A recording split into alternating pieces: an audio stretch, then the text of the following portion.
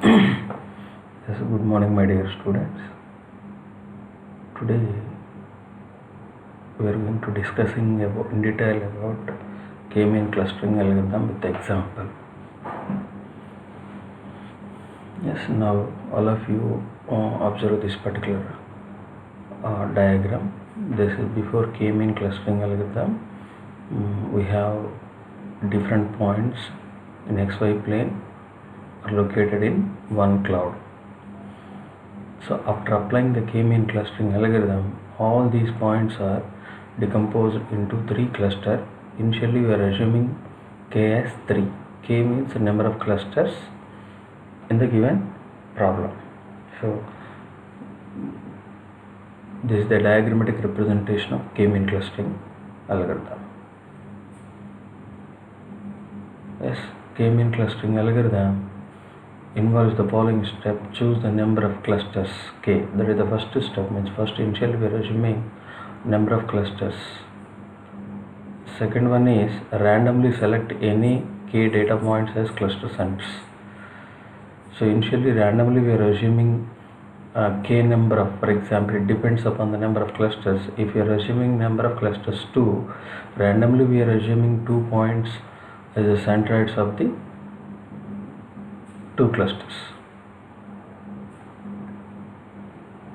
Select cluster centers in such a way that they are as further as possible from each other. Okay. Next, step 3. Calculate the distance between each data point and each cluster center. Next, the distance may be calculated either by using given distance function or by using equivalent distance formula.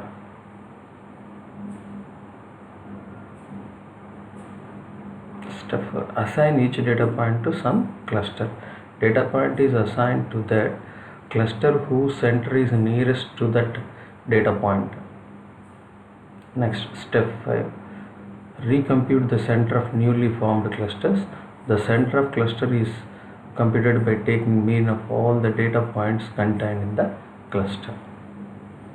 Next, keep repeating the procedure from step 3 to step 5 until any of the following stopping criteria is met. Center of newly formed clusters do not change. Data points remain present in the same cluster. Maximum number of iterations are reached.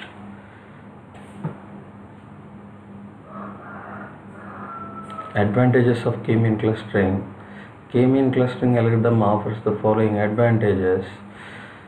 Point number 1, it is relatively efficient with the time complexity of big O NKT, where N is the number of instances, K is number of clusters, T is number of iterations. Point number 2, it often terminates at local optimum.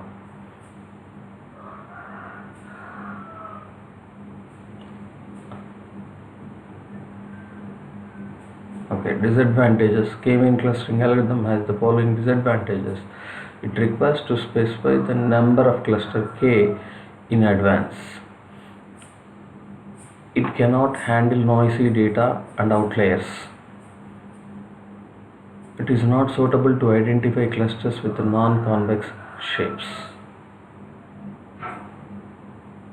Yes, in previous class we already observed the K-mean clustering algorithm, but now we are going to discussing with help of practical example. So this is the numerical example, this is the problem. So now all of you observe the cluster, the following 8 points with x comma y representing location into 3 clusters. So how many number of clusters? 3 clusters. Means this is the given data points. All these are the given data points. How many points in this particular example? We have 8 points, but here initially we assume we are segregating all these 8 points into 3 clusters. 3 clusters. Yes. based on the algorithm, based on the k-mean clustering algorithm, initially we are assuming centroids of each cluster. This is the first cluster centroid, this is the second cluster centroid, this is the third cluster centroid. Means A1 point acts as the centroid of the first cluster, A4 acts as the centroid of the second cluster, A7 acts as the centroid of third cluster. So here the students are having a doubt, means sir, how you select all these uh, points as centroids of K1, K2, K3 clusters? Yes, randomly you can choose any point as a centroid of the corresponding clusters initially. Okay, right. The distance function between 2 points x1 y1 and x2 y2 is defined as this is the Manhattan distance. Based on the Manhattan distance, now we are solving the k-mean clustering problem. See, in maybe in first class we have three different types of distances. One is equivalent distance, Manhattan distance, Minkowski distance. Here we are using Manhattan distance. This is the formula to calculate the Manhattan distance between the given 2 points, modulus of x2 minus x1 plus modulus of y2 minus y1. Right, this is the solution for the given problem. All of you listen carefully. See, first iteration 1, we calculate the distance of each point from each of the center of the three clusters. The distance is calculated by using the given distance function. So this is the Manhattan distance function. With help of this Manhattan distance function, we are calculating the distance. See, calculating the distance between A of 2 on 210 to centroid of 210. Centroid of 210 means initially we are assuming A1 point acts as the centroid of first cluster. So the distance between these 2 points is 0. Right? Right. Like calculating the distance between A1 to second cluster centroid, that is 5. So like calculating the distance between these 2 points, that is 9. So this point is which distance is the minimum? 0 distance is the minimum. So this A1 of 2 comma 10 reside in the first cluster.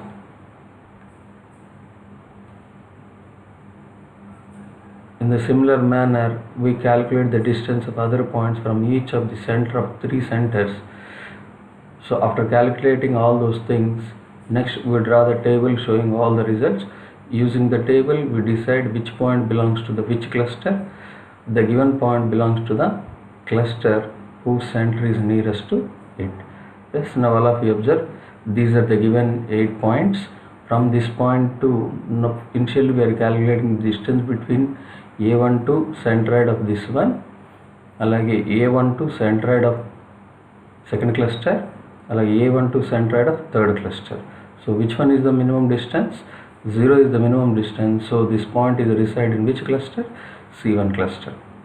Or in some textbooks, this instead of C, cluster. See, in cluster starting letter C is the, or in some textbook he mentioned K. Both are correct. Right. Like that we are preparing this particular table. So based on these distances, see now observe second point A2. So initially we are calculating the distance between A2 to first cluster centroid, second cluster centroid, third cluster centroid are respectively 5, 6, 4. So which distance is minimum? Second point to third cluster centroid is distance is minimum. So A2 is located in which cluster? C3 cluster.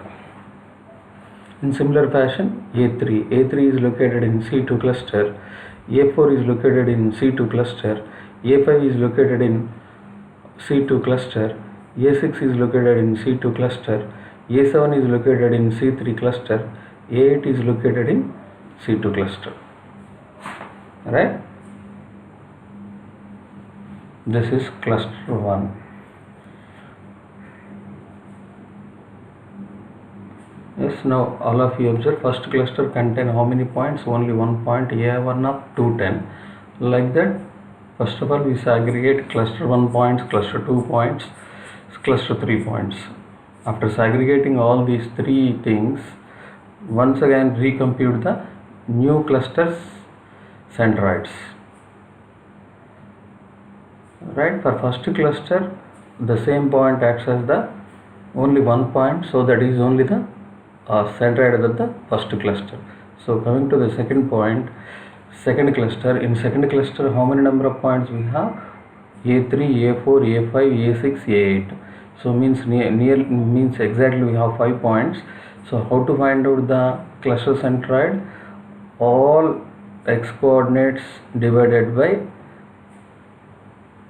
5. Why we are writing 5? How many points in this particular cluster? 5 points. So 8 plus 5 plus 7 plus 6 plus 4 by 5, that is the x coordinate. Y coordinate 4 plus 8 plus 5 plus 4 plus 9 by 5. So this is the center of the second cluster, means centroid of the second cluster. So centroid of the second cluster is updated. Next, cluster 3. In cluster 3 we have only 2 points. In cluster 3, see all of you observe, in cluster 3 we have only 2 points, A to A7. What is the mean of these two? 2 plus 1 by 2, 5 plus 2 by 2, 3 by 2, 7 by 2. 3 by 2 means 1.5, 3.5. Yes, this is these are the centroids of the given clusters. Next, iteration 2. Now calculating the distance between 210 to 210. Same process is repeated. Like that you have to calculate. Already centroid 2 is updated. A1 of 2 comma 10 and C2 6 comma 6, it is 8.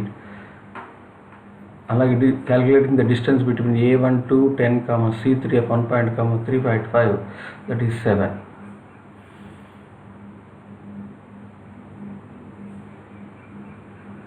In similar manner we calculate the distance of other 3 points from each of the center of the 3 clusters. Based on this particular thing, we calculate, that means we draw the table. Using the table we decide the point belongs to which cluster. The given point belongs to that cluster whose center is nearest to it. Same fashion, once again we have to reconstruct the table, means because the centroids are updated. This is centroid 1, this is centroid 2, this is centroid 3. Once again A1 point is located in C1 cluster. A2, which distance is minimum? A2 252, third cluster centroid distance is minimum, so it is located in C3. So A3 is located in C2 cluster, A4 is located in C2 cluster, A5 is located in C2 cluster, A6 is located in C2 cluster, A7 is located in C3 cluster, A8 is located in C1 cluster. A8 is located in C1 cluster. Once again, first of all you have to identify the cluster 1 points, cluster 2 points, cluster 3 points. 2 points are in cluster 1, 4 points are in cluster 2, 2 points are in cluster 3. Once again recalculate the centroids of the clusters. Same thing is repeated. So means this is C1, centroid of the first cluster is 3,95, C2 is 6.5 by 0.25, C3 1.5, 3.5.